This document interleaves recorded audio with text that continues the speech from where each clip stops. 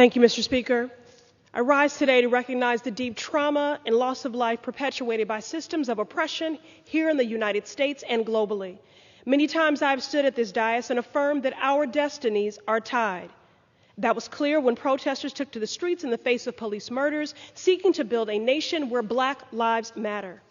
That was clear when our democracy and our lives were put at risk by violent white supremacists who shattered glass and broke doors while wearing anti-Semitic phrases on their chests, carrying the Confederate flag, erecting a noose on the West Lawn.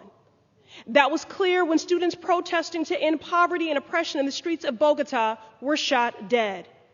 That was clear when families kneeling during this holy month at the third holiest site in Islam were met with tear gas, rubber bullets, and hand grenades. Our destinies are tied. As a Black woman in America, I am no stranger to police brutality and state-sanctioned violence.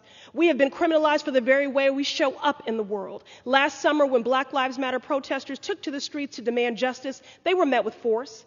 They faced tear gas, rubber bullets, and a militarized police, just as our Palestinian brothers and sisters are facing in Jerusalem today. Palestinians are being told the same thing as Black folks in America. There is no acceptable form of resistance. We are bearing witness to egregious human rights violations. The pain, trauma, and terror that Palestinians are facing is not just the result of this week's escalation, but the consequence of years of military occupation.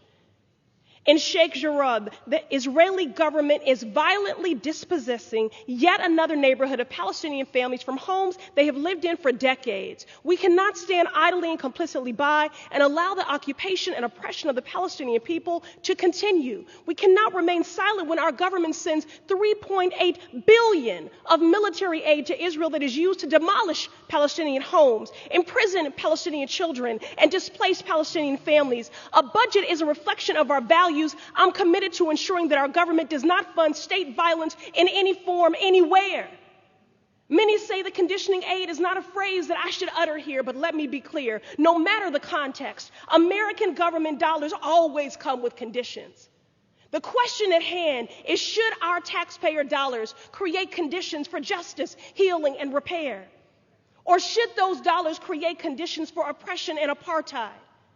Now, while I hold space for the storied history and unique lived experiences on the ground globally, there is a through line here.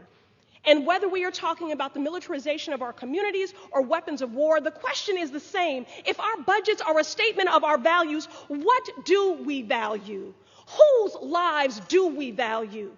We have seen footage of Israeli and Palestinian children huddled fearfully while rockets blanket their homeland. No child should live in fear. No child should grow up in the midst of a conflict that robs them of a childhood, and Palestinian children do not have the same protections afforded to them. Without the U.S. exerting pressure on Israel to de-escalate, the explosive situation in Jerusalem is igniting further violence, not just in the city, but beyond.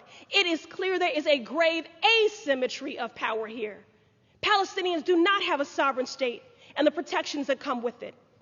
Following forceful violence against the Palestinians simply seeking to remain in their family homes, militant groups in Gaza have launched rockets at Israeli cities, resulting in 7 deaths, including a child. In response, the Israeli military has launched severe attacks on Gaza, killing 83 people, 17 of whom are children. This is devastating. The destinies of the Israeli and Palestinian people are tied. Our outrage at the pain, violence, and oppression they face must be clear and unapologetic. Equal outrage for violence perpetrated against all people. And moral clarity when state-sanctioned violence is claiming the lives of innocent mothers, fathers, daughters, and sons.